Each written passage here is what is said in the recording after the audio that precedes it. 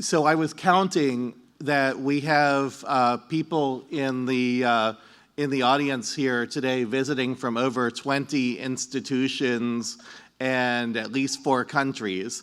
And so I thought I would take 1 minute in my introduction to just, again, welcome everybody here to Northwestern.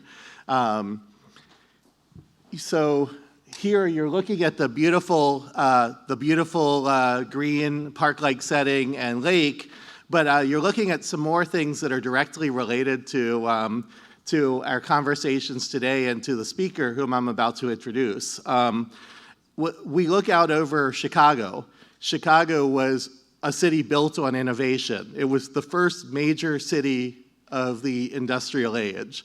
And we're here in Evanston, the very first suburb in the United States. We also look out over, of course, Northwestern University, where scholars from across the university are working to improve education. Of course, in the school I direct, the School of Education and Social Policy, we have many, many scholars doing that. But one thing that's really amazing about this university is we're here in the Kellogg School of Management, and you have education scholars in the School of Kellogg, in the business school. In McCormick School of Engineering and Applied Sciences, right over there. Throughout the Weinberg College of Arts and Sciences in economics, statistics, political science, sociology, and anthropology.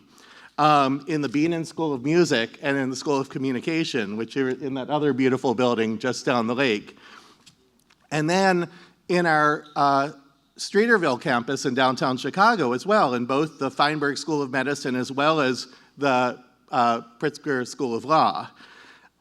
I think that a university is at its best when you have experts from all sorts of different domains, all interested in solving the most challenging questions in the world, including improving education.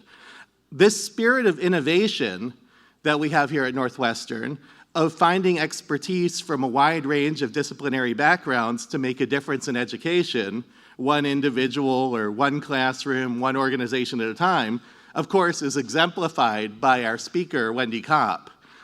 I'm extremely honored to welcome back to Northwestern Wendy Kopp, who is the CEO and co-founder of Teach for All, a global network that develops collective leadership in classrooms and communities around the world.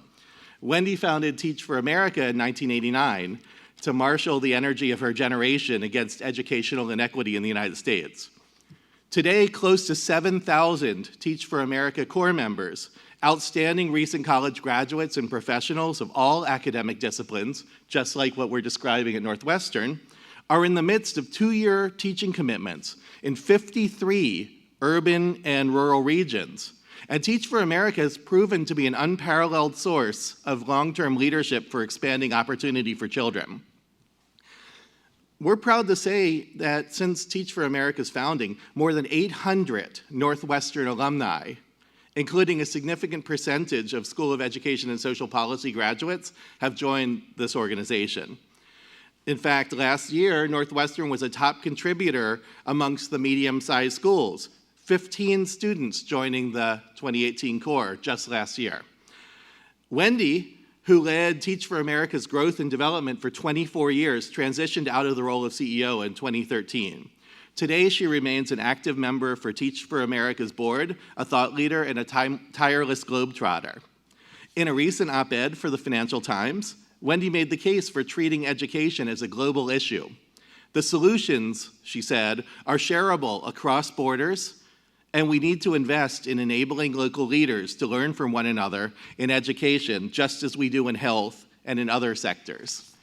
Very much in the spirit of the conversation we've been having today. Currently, the Teach for All network is comprised of partner organizations in 50 countries on 6 continents, including its newest edition, Teach for Morocco.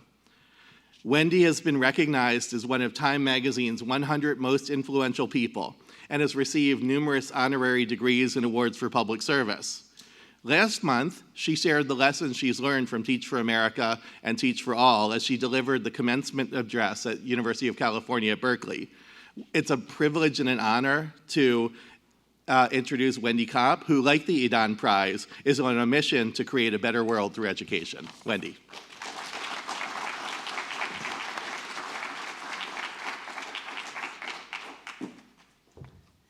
Well, thank you so much, David.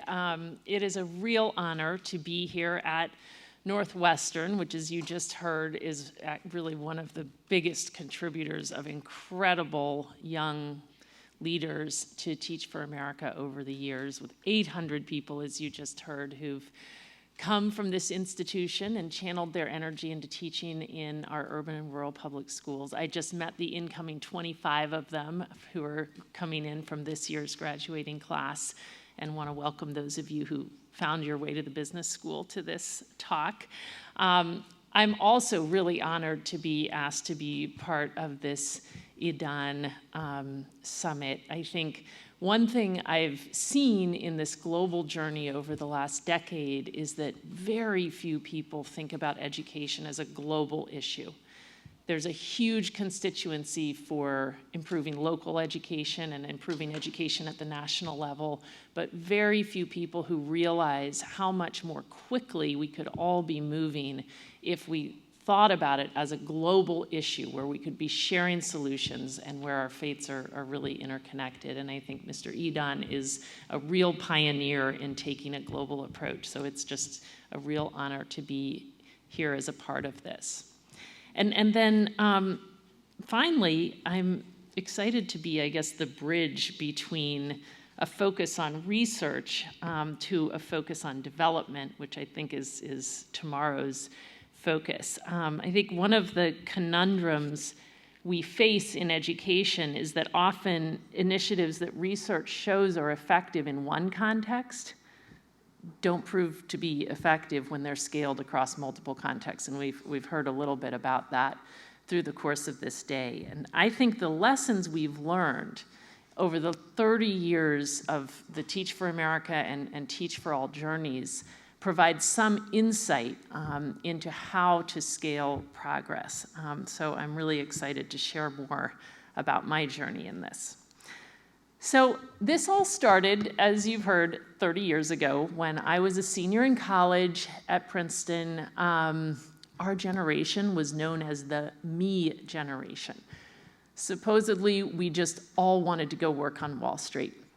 But I was a graduating senior public policy major at again, a liberal arts college. And I was just searching for something I wasn't finding in terms of a way to make a real difference in the world. And I was sure I wasn't alone, that there were thousands of other graduating seniors out there searching for a way to make a difference, and particularly to make a difference against the kind of inequities in our country. And what I saw was that all the recruiters were investment banks and management consulting firms, this is 1989, banging down our doors and asking us to commit just 2 years to work in their firms. So the big idea was, what if we were recruited as aggressively to commit just 2 years to teach in our urban and rural schools? And the minute I thought of it, I became really obsessed. Not only, I mean, both because of the talent and energy that these folks could channel into schools and the impact they could have on kids, but also thinking, like, how different would our country be if our most promising future leaders, first 2 years out of college, were teaching in low-income communities instead of working in banks? I was convinced that was going to change everything. It's taken a lot longer than I thought it would to just shift our priorities as a country and change our consciousness. So that was the big idea. I'm so grateful for Princeton's thesis requirement. So I did, in fact, do all this research, and as I did more and more research, I became more and more convinced it just had to happen, but thank heaven for the discipline of having to do that research and ultimately develop a plan and argument for the creation of this. This was very quickly far beyond me, and to make a very long story short, over the last now 30 years, 60,000 people, outstanding recent college graduates, a very diverse group of them from all over the country, have channeled their energy into initially making 2-year commitments to teach in 53 urban and rural regions across the country. And very notably, they never left. 84%, so 7,000 are in teaching right now in the 2-year commitment, and 53,000 have finished their 2 years. But 84% of them are still in the work. 2/3 of them, almost 64%, in education, and another 20% in policy, legal services, public health, but in and around improving the quality of life in low-income communities or the quality of schools and education. So I think one sometimes misconception about Teach for America is that it is about 2 years of teaching. It is about 2 years of teaching, which are crucial, and it's about every year after the 2 years. I had my head down and was fully focused on the US and on addressing the massive continuing challenges here, trying to make Teach for America bigger and better, and really hadn't thought about the rest of the world. It never occurred to me, which is kind of embarrassing to admit, that this idea might have applicability in other countries. What happened was that about 14 years ago, there was something in the water in the rest of the world, and within 1 year, I had met 13 people from India to Lebanon to China to Chile to many other places who were just determined that something similar to Teach for America needed to happen in their countries. And so that's what led to the launch of Teach for All, which is a network of independent, locally led organizations in now 50 countries, as you heard, and growing in every part of the world. There are another 25 in the pipeline, including 10 in Africa, so we're soon going to balance out the map just a bit. So the issue that all of us across the Teach for All network are addressing is the fact that the circumstances of kids' birth predict their educational and life outcomes. We, across this network, understand this problem to be very complex, deeply systemic, meaning it does not start in classrooms. And I thought I would use this picture of these two incredible little boys who I met recently in Ogun State, Nigeria. We were walking around a school with the Teach for Nigeria teachers, and they said, we have to introduce you to these two kids who have brought light to the school. I mean, they literally figured out, these two boys, how to, like, if you go into the rooms, there are these hanging ropes with lights, and they're the people who fix all the teachers' solar lamps versus the technician in the town. They're like, these kids are better, they're better than the folks in the town. So we meet these boys, and it was my kid's summer vacation, so I had my own 14-year-old with me, and he asked them, I think he was really relating to them because he's kind of an industrious kid too. He's like, how old are you guys? And they said they were 14. And I don't know if you can tell from the picture, but my son isn't a big kid, but they were half his size. They don't always get a meal a day. And the challenges in that you see in their example, like exactly what we're here to address. Like, they have incredible potential, right? I mean, these kids are incredible, but they're facing so many challenges before they show up in school. And then they're going to a school that in no way has the resources to meet their extra needs and move them ahead. And the problem is fueled by a prevailing ideology rooted in very low expectations for what kids born in these circumstances can do. So that is the problem we're addressing. And our belief is that in the face of such a complex problem, we need to change the system. Meaning, for those kids, as they need as many teachers as they can have for as long as they can teach, who are willing to go to heroic extents to make up for everything that's wrong, to make up for the limitations of the system. And so that's really, really important. But we need to change the system. And how do you change a system? And this whole effort is built on the idea that people change systems, that leadership changes systems, and that we need to make a really intentional effort to cultivate the leadership capacity within local communities to actually solve this problem so that future generations of kids don't have to rely on heroic teachers. So this is the ultimate idea, that these organizations are working to create leaders who will work at every level of the system, at the classroom level, and the school leader level, and the school system level, and the ministries, and also outside the system to fix the nutrition systems and health systems and early literacy systems, and also that they will, through their efforts, support and catalyze and partner with many other leaders in their communities, students and students' parents and other teachers in schools and others in their communities. 3 years ago, we stepped back as a network and considered the question, by 25 years from now, what is the big vision? What are we working to accomplish together? And one of the things we did, so by that point we were in 40 countries. We'd gone from 2 to 40 countries in 8 years, and we realized we really need to come together and rethink our foundational kind of strategic framework. And so we considered this question, and one thing we did was talk to a bunch of people about where the world would be in 25 years. And of course, everyone in this room, we think about this stuff all the time, right? Like how much the economy is changing, how much the planet is falling apart.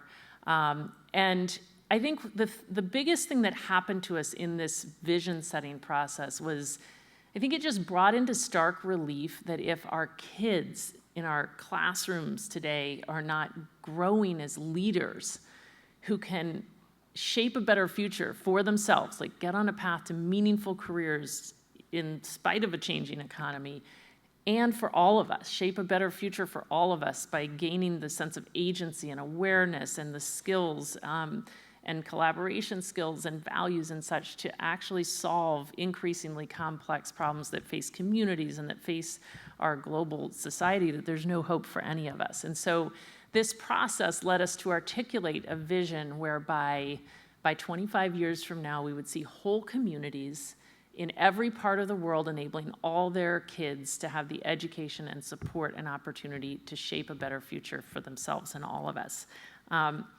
So to get on a path to this vision, each of these network organizations are working to galvanize the rising generation of most promising future leaders in their countries to channel their energy into this arena of working with the most marginalized kids. And I'll just use this example. Charles Abore was one of the first cohort members for Teach for Uganda, which is one of our newest partners. He grew up in a refugee camp his entire life, convinced someone to let him go to school. He was the 10th kid in his family and actually was given a name that meant that he wasn't supposed to go to school.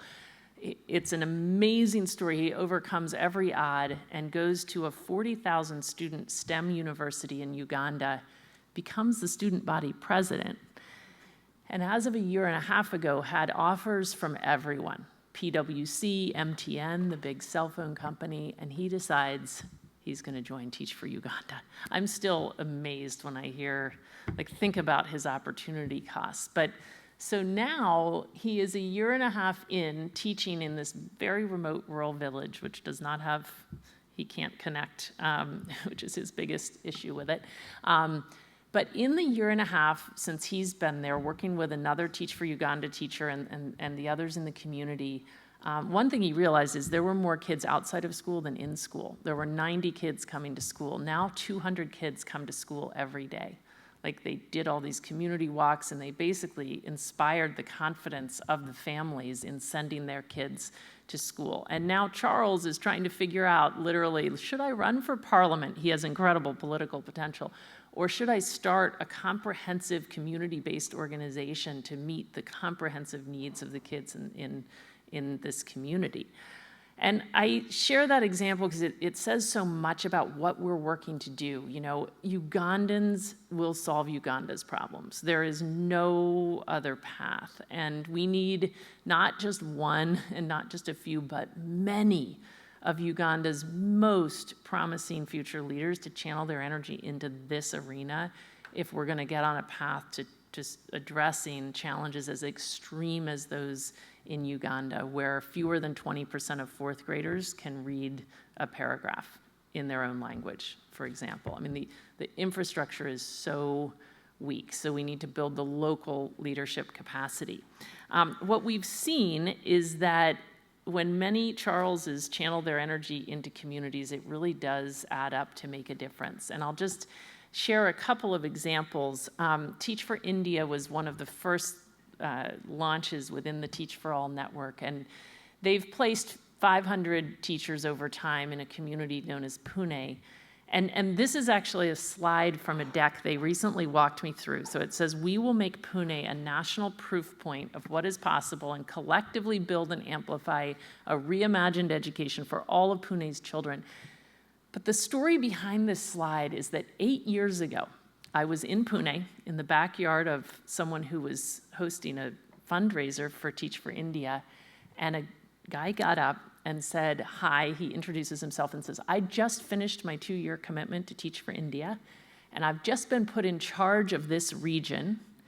And I just got back from New Orleans, where Teach for All did a network learning trip where many of the kind of leaders among the alumni of these different countries went to see what was happening in New Orleans. And he said, what we saw in New Orleans was it's possible to build a citywide movement to change things for kids.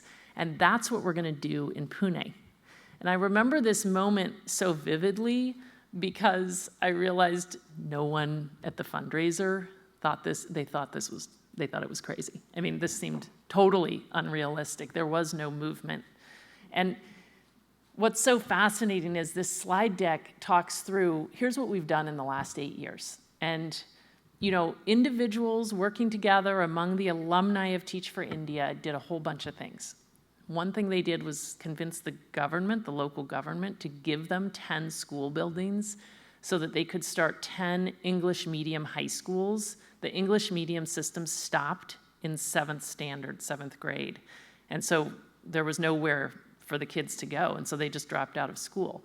But they started 10 reimagined schools. And those schools are getting incredible results for kids. Another group started a collective action organization that brought the business community and the governmental leaders and the NGOs together to develop a coherent strategic plan for improving the system. Another group started something called LIFT that each year retrains 1,500 government teachers on a government contract. Another group started something called the India School Leadership Initiative that's recruiting and developing a generation of school principals. And this deck lays out, here's our plan for the future, 100 reimagined schools. We're launching the Pune Children's Zone to connect early education and school-to-work services to each of these schools, et cetera. So I share that example just to make really tangible what we mean by system change and by the idea that we're cultivating leaders who will actually work to change the system. And the thing that's just so fascinating is it's like the same movie playing in such diverse cultural contexts. So another of the organizations that started 10 years ago was Enseña Chile. It was the first of the Latin American partners. And this is just an image from their 10th anniversary. It's actually an image of a percussion kind of drum band showing the collective construction of music as an analogy to, building the collective leadership necessary for change in education. But they've brought in 500 people into and have produced 500 alumni over the last 10 years, 78% of them still working full-time in education. 30 of them are working in the ministry, including the right hand in charge of policy to the education minister. Others have started a network of schools that are showing they were inspired by the KIPP schools we heard earlier about, and other kind of transformational schools in low-income communities, really showing people that something entirely different is possible for kids. Another group of them started something called Impulso Docente, which is working to change the way other teachers are recruited, selected, trained, and supported. So all to say, these organizations are all working to kind of galvanize the leadership necessary to ultimately move the needle for kids in a significant way. So I think we've learned maybe 3 things over time that are fueling our optimism about the future and about the notion that we could really radically accelerate progress in education. The first of them is that there's something about this approach of finding people with leadership potential, building a culture among them, building their skills through deep professional development and coaching, immersing them in the highest need communities and supporting them to be successful with kids, that is foundational for the kind of leadership we need.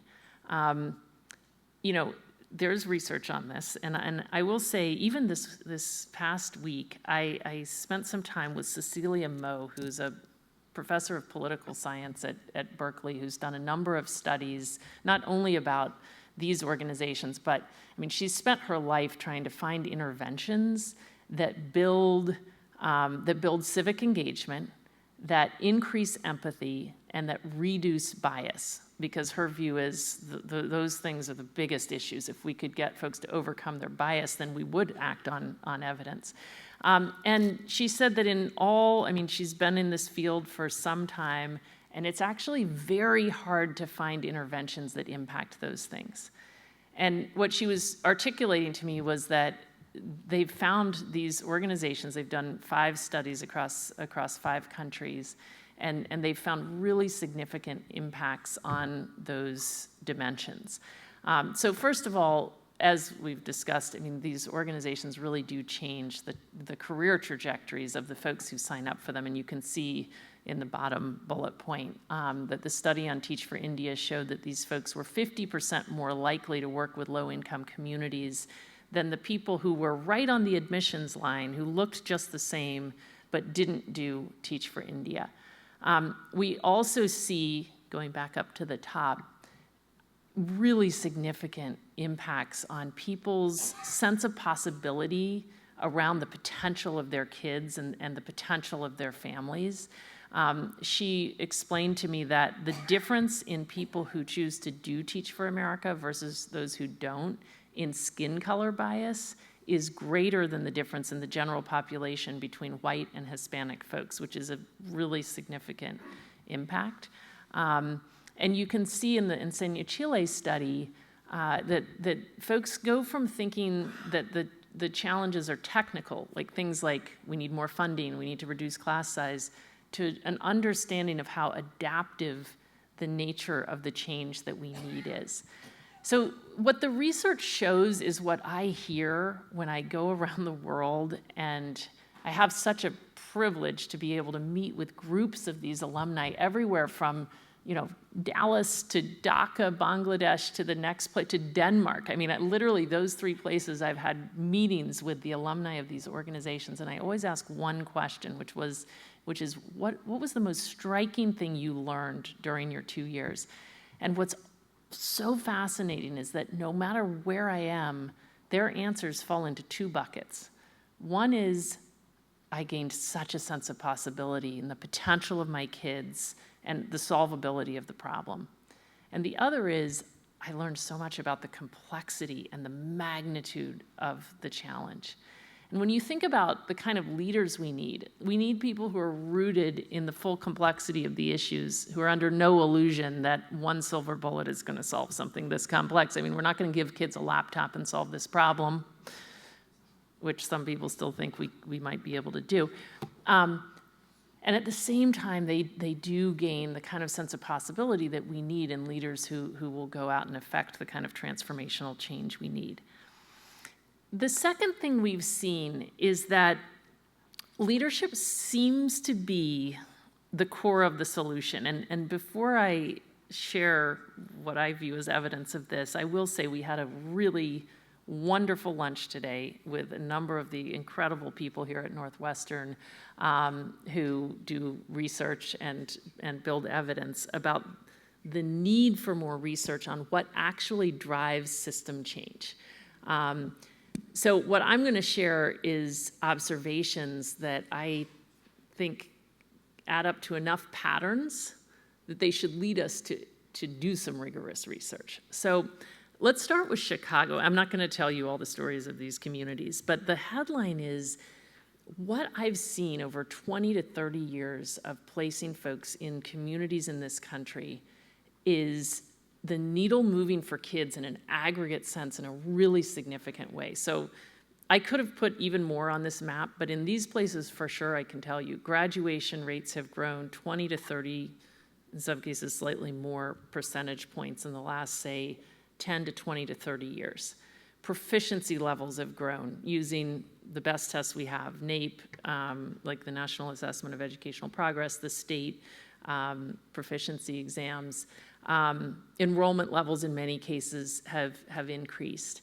And there are also places where we have channeled a steady stream of incredible Teach for America folks over time who have not left, so they're just teeming with folks. And in almost all of these places, they're running between, let's say, 20 and 30% of the schools as school principals.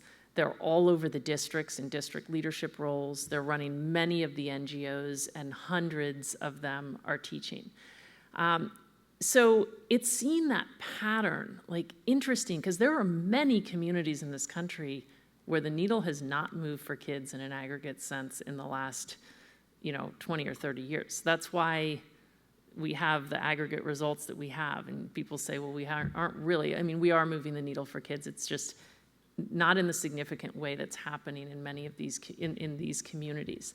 So I'll just share one concrete example, since we're right here next to Chicago, next to the Chicago Public Schools, which, I mean, I assume that this crew knows that Chicago Public Schools are considered to be one of the fastest improving urban districts in the country. I think most people not in Chicago would not realize that. Like, we read the headlines and we just assume nothing good is happening with kids in Chicago, but it's really not true. So first of all, to go back, when I was in college, Secretary Bennett, maybe some of you remember this, declared Chicago to be the worst urban system in America. And really, it was so stagnant, like things were not changing for kids. And I still remember reading Arne Duncan's letter when he left the superintendency. He wrote a letter, this was maybe 10 years ago, I guess, saying still only 6% of Chicago Public Schools kids are projected to get a college degree within 6 years. And I remember reading it because I was so annoyed that despite all that had been poured in, still, we were not moving the needle for kids. So it's interesting to now realize that that number is now 19%. So in the last 10 years, we've gone from, for many, many years, not moving the needle for kids to, 19% of Chicago Public School kids are now projected to get a college degree within 6 years. Between the years of 4th and 8th grade, which is 5 years, kids in Chicago Public Schools make 6 years of progress. Most low-income kids don't make a year's progress in a year's time, which is why we have the disparity in outcomes that we have.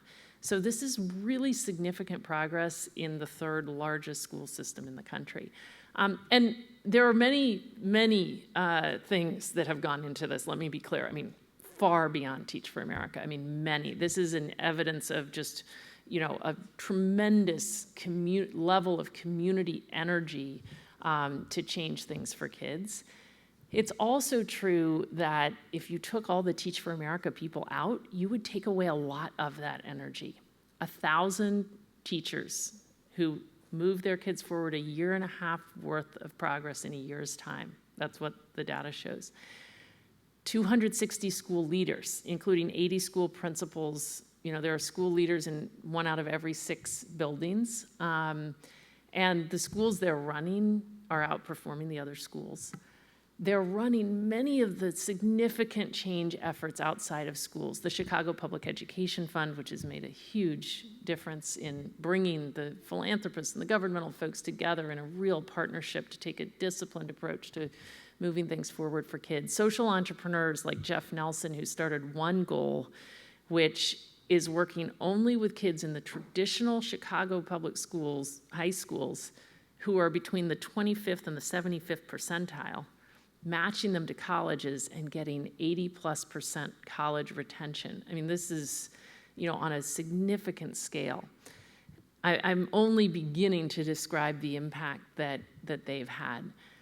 So again, I think it's such an interesting question. Like, we must ask ourselves not only what interventions work, but how are systems changing? We have so many systems that are changing. Why is that? And I'm going to put my money on people in leadership being at the center of the change. And then the third lesson that we've learned really in the last decade as part of this global journey, which really fuels my optimism, is how much more quickly local leaders can move when they're exposed to what's working and what's possible in other places. So, I think most people, and I include myself in this bucket as of 12 years ago, think of education as very local. In fact, this is probably the biggest learning, right? Like, from our journeys, that without deeply locally rooted leaders who have deep trusting relationships and deep understanding of local community context and culture, there's no path to sustainable transformational change in education. I mean, this is a huge lesson of the reform movement in the US. And so when we started out supporting these social entrepreneurs from around the world to say, okay, we're going to build Teach for China, we're going to build Teach for India, the whole idea was, okay, they're going to take an intentional effort to cultivate locally rooted leaders who can change their systems. But when we got into this, we started realizing that the roots of the issues we're addressing are so similar from place to place. So we've realized that the sort of circumstances facing the most disadvantaged kids in these countries looks far more similar to the circumstances facing other disadvantaged kids in other countries than to the more privileged kids in their own countries. We have one theory of the problem for our entire network, which was co-created by folks. Now, of course, that doesn't mean there aren't contextual differences, huge differences in context and culture. But what it does mean, we spent a fair amount of time being very depressed by this. I did, at least. I felt like, okay, so we're just fighting the forces of gravity everywhere.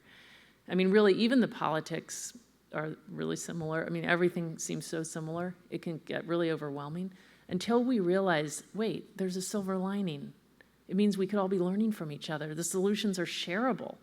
What if we had the ability of local leaders to understand what was working in other places? And I think that relates so much to the previous conversation. How do we enable knowledge sharing among the local leaders and practitioners? So we are working as a network to kind of live into these lessons and take our impact to a much higher level over the next 25 years in pursuit of that vision that I articulated. We're focused on a few things. One of them is continuing to grow the numbers of extraordinary leaders in communities all over the world. We're projecting that by 10 years from now, we'll be in 80 countries, that will bring in another 100,000 incredible leaders across those countries, who will, with quality, who will be deeply rooted and prepared to exert the kind of collective leadership we need. We're working to support all of our network partners to orient towards a broad set of outcomes for kids so that they are growing as leaders who can shape a better future for themselves and all of us. We're learning so much about how to train and support teachers who work effectively towards a broad set of outcomes for kids so that they will also become the kind of leaders who will reshape our schools, redesign them, reshape our systems so that we are building kids with and growing kids with the capabilities necessary to improve our collective welfare. And we're doing a lot to increase learning and sharing across borders. We're doing that in a couple of ways, and I think it kind of relates to the previous discussion, so I'll share. One thing we've done is launch a global learning lab that is about engaging practitioners all over the world, our folks, but also others, in surfacing and spreading insights from the classrooms making the most progress towards a broad set of outcomes, and from communities that are moving the needle for kids. So just as one example, we have classroom learning loops that, every 6 weeks, hundreds of educators can sign on, and they can virtually, as a cohort, visit over a 6-week period 3 classrooms, transformational classrooms in different parts of the world, and then work together to understand what is different about these teachers. What are the outcomes they're working towards? What are their mindsets? What actions are they taking to inform our frameworks, and also so that they themselves are part of the learning process? And we're planning to do the same thing at the level of whole communities. We're also investing in building ultimately hundreds of networks among teachers, among these alumni who will be pursuing similar interest areas, so that they can be part of these cross-border networks that are sharing solutions and learning from each other. And finally, we are working together with many, many others in the global community to work to surface insights from this work and from our communities to influence the global discussion on a couple of big questions that I do think kind of, again, relate to the discussions we've had here. One of them is the question of how do we put people and leadership at the center of development? We spend $13 billion a year in foreign aid for education. It doesn't get to local leaders. It funds very narrow interventions that international NGOs can run and then leave. It funds a lot of consultants to governments. And in our experience, that's not what changes systems.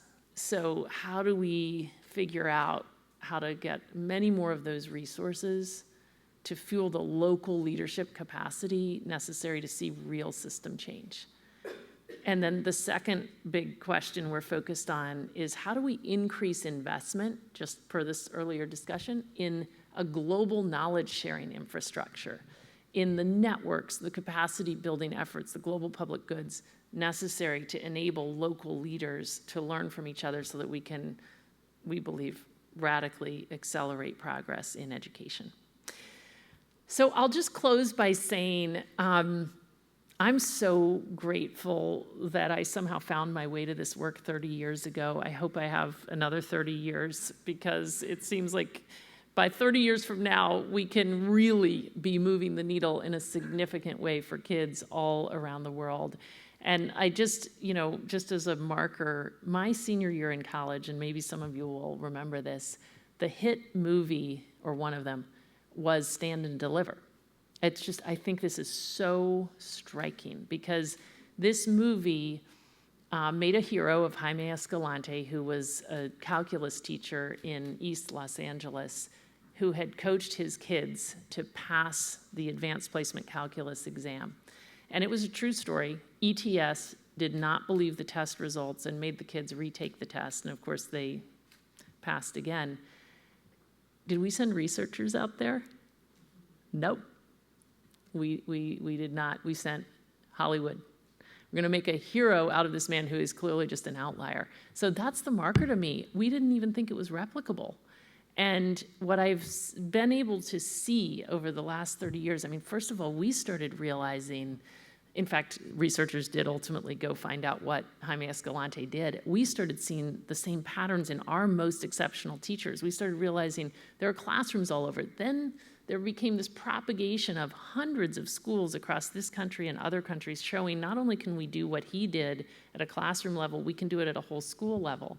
Do you know that 15 years ago, I still remember this, the conversation in the hallways of Teach for America was, we now know it's possible at the level of whole schools, but we've never seen it happen in a community. So Chicago and the many others that I could have talked through here, we weren't seeing that at that time. Fascinating. Now we've seen, like, you can move the needle for kids at a whole community level. And so that's what gives me optimism that by 25 years from now, we can see whole communities everywhere, in every region of the world, showing what's possible and fueling a worldwide movement to enable all kids to have the education and support and opportunity to shape a better future for all of us. Thank you.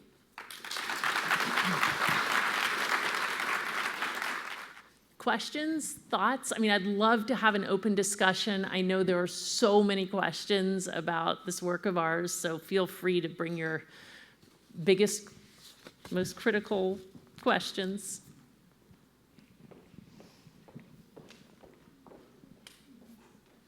Well, I don't know if it's the biggest and most critical, but one of the experiences with persons entering professional careers early on, so for example, lawyers who take on pro bono work early on, or work in the legal services kinds of areas, that as they continue into the profession, including some who stay in those domains, but some who, let's say, work for large firms, it really has sort of changed and reshaped their understanding, so they are much more likely to do pro bono work. So my question about this leadership capacity that you've been building is, X decades later, as you yourself have experienced, where else do these leaders sit? Have you been following and watching where they may have levers of influence in other sectors that help support the reforms that you're trying to now do worldwide?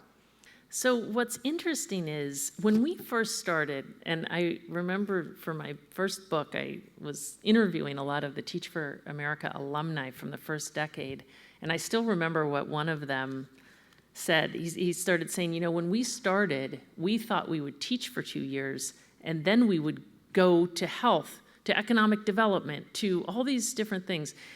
And he's like, what happened to us is we got involved in schools and we realized how much had to be done and how much could be done from almost reconceptualizing what a school is. Like so many of the schools that are getting transformational results are lengthening their hours and becoming community centers essentially, and bringing in the health clinics, and you know they're almost reconceptualizing.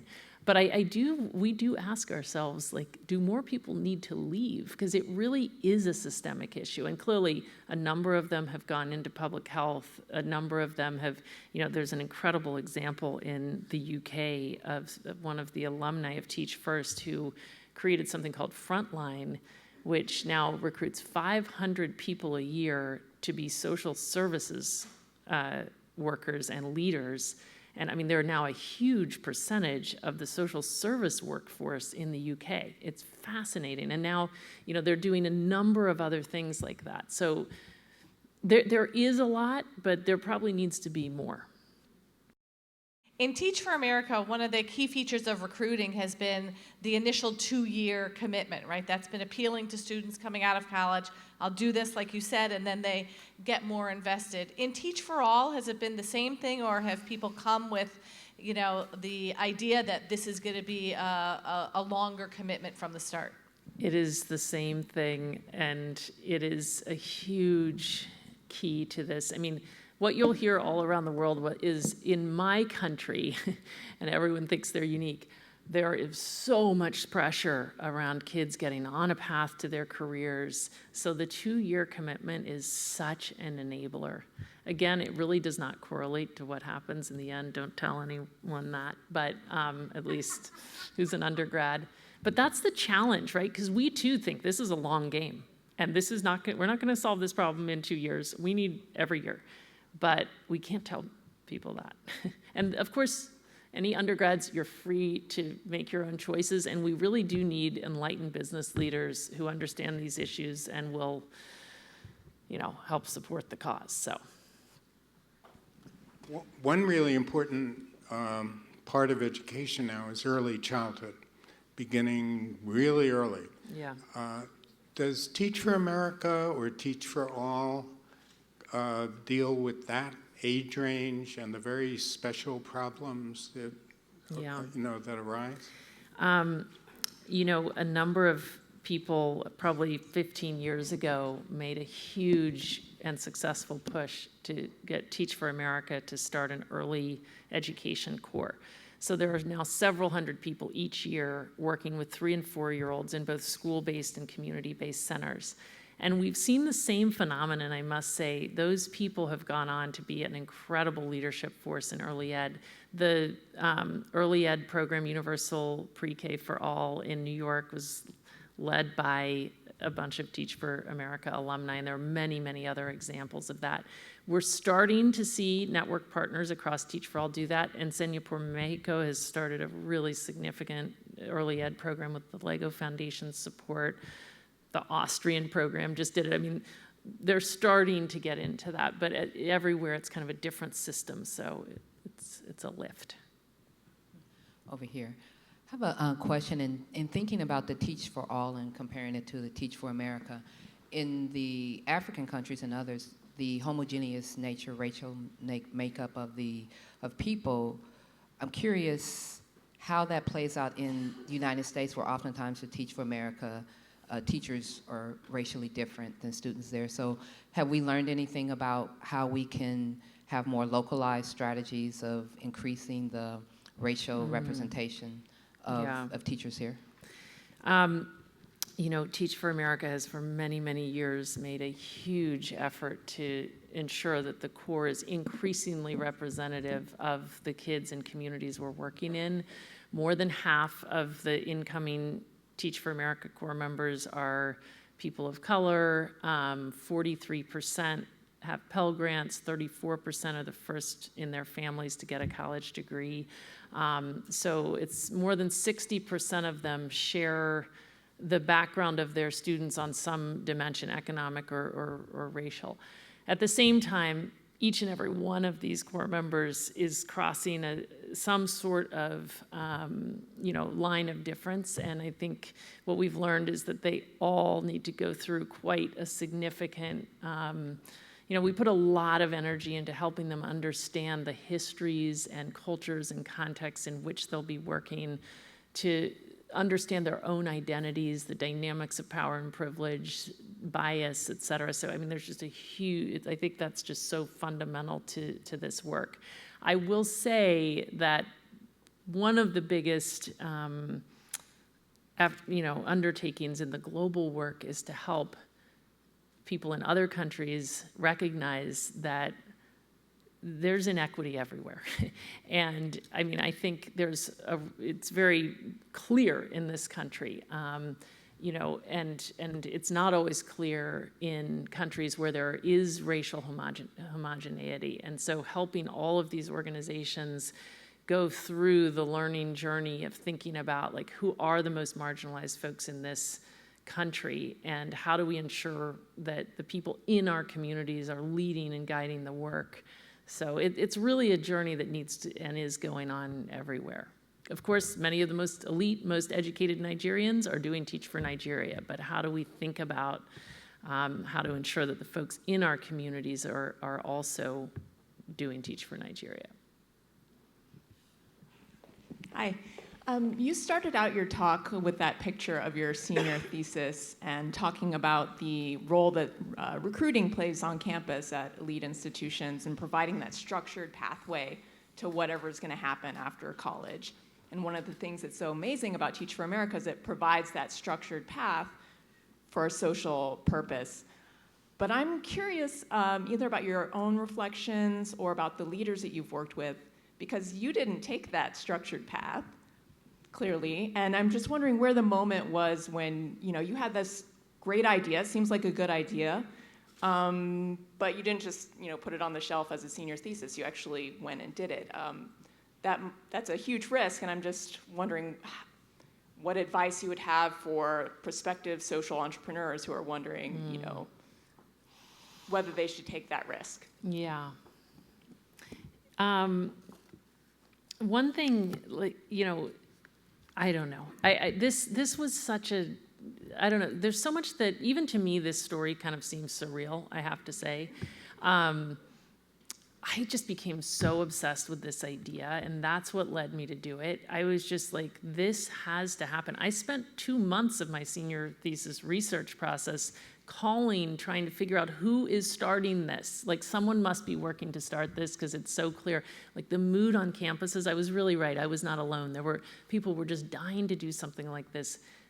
school systems were starting with thousands of teacher vacancies. There were 1,000 vacancies in New York, 1,000 in LA. I mean, like, the corporate community did a big summit that Fortune magazine hosted saying, we need to support education reform. Like, every single piece, it was just perfect. So I think it's kind of a unique story. The other thing is, every time I would tell people I wanted to start this, they would say, this is a great idea. I mean, I would go to districts, school districts, and they would say, are you kidding? I still remember my first meeting in Los Angeles with the head of human resources, who literally leans back, puts his feet on the desk, takes out the paper I gave him of 100 top colleges where I said we were going to recruit the first 500 people, and laughed and said, I'll tell you what, you get 500 kids from these colleges and I will hire every one of them.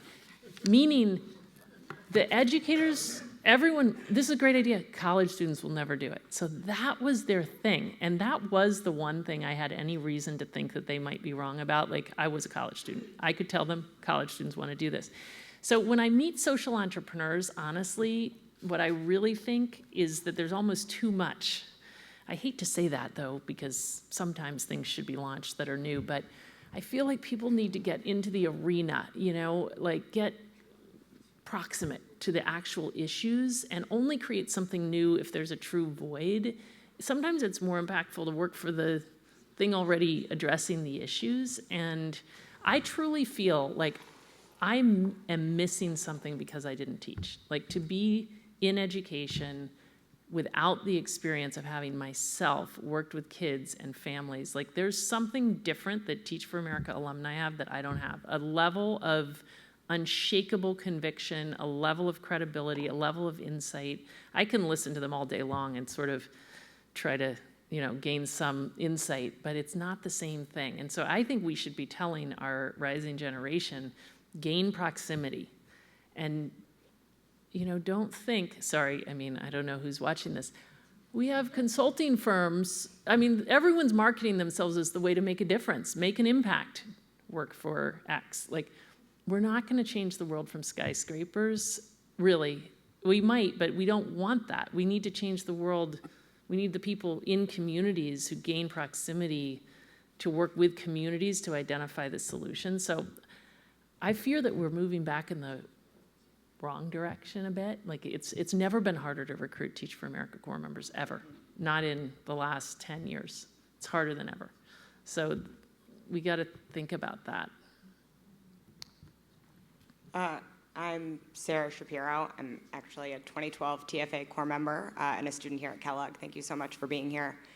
You referenced, when you were talking about systems change, some of the organizations, including Chicago Public Education Fund, that are doing a really good job bringing stakeholders together and catalyzing impact. And I'm wondering, what is it about those organizations that you think, what are those organizations doing differently that you think is the reason that they're making an impact? Because stakeholders are collaborating all over the place and having meetings, and I'm curious where and why you've seen success in some places and not others. I feel like I fear that I don't know the answer to that. So I think I'm not going to venture an answer to just that, because as you say, there are, like Strive, for example, has like many collective impact efforts in different communities, and some are really successful and others aren't. And that's another great research project. Like, we should really try to understand that. And I'm not sure, but I will use this question to share my biggest thought. I mean, I'm obsessing over this because as much progress as I feel like we are seeing in this country, I do also feel like we're more stuck than we've ever been as it relates to, you know, making it, like, the question of will we make as much progress in these communities in the next 20 years as we made in the last 20, I'm very worried. And the thing I'm really thinking about is, I mean, I always had this individual leadership paradigm. Like, this whole thing was about, let's recruit individuals with leadership potential, ensure they succeed with their kids and learn the right lessons, and then accelerate their individual leadership into school principalship, system leadership, social entrepreneurship.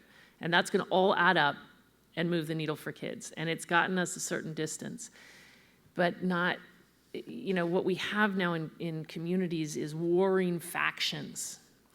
People who are so overwhelmed in their work, really good people, who all want the same thing at a very high level, who have their heads down and are going about, who won't even talk to each other for either lack of time or just disagreement, because we haven't learned to exert collective leadership, like to pull up from the individual pursuits and talk with each other and listen and reflect collectively and develop shared vision and then think our way around some really tough obstacles that just have us all stumped, like how do we pay teachers more and things like this. So I think in part influenced by what I've learned from some of these incredible people in other countries who are thinking about what kind of leadership do we want to develop. Like we need to develop skills. This was what my Berkeley commencement speech was about. Like this next generation needs to build skills and muscles that we have not, I think in many cases, taught them and that they haven't necessarily learned around how to build authentic relationships across lines of difference, how to create and hold the space to pull us up. So I'm not sure all the collective impact organizations actually do it with a diverse group. Like we need our students at the table and the students' parents, and like it needs to be a very diverse group of people, and we need all the actors, not just the ones who want to listen to each other because they all know that they agree on everything. So like how do we do that? That's going to be the key, I think, to get to the next level. This is what we're obsessing about across Teach for All. How do we develop that kind of leader so that we can finally move more quickly?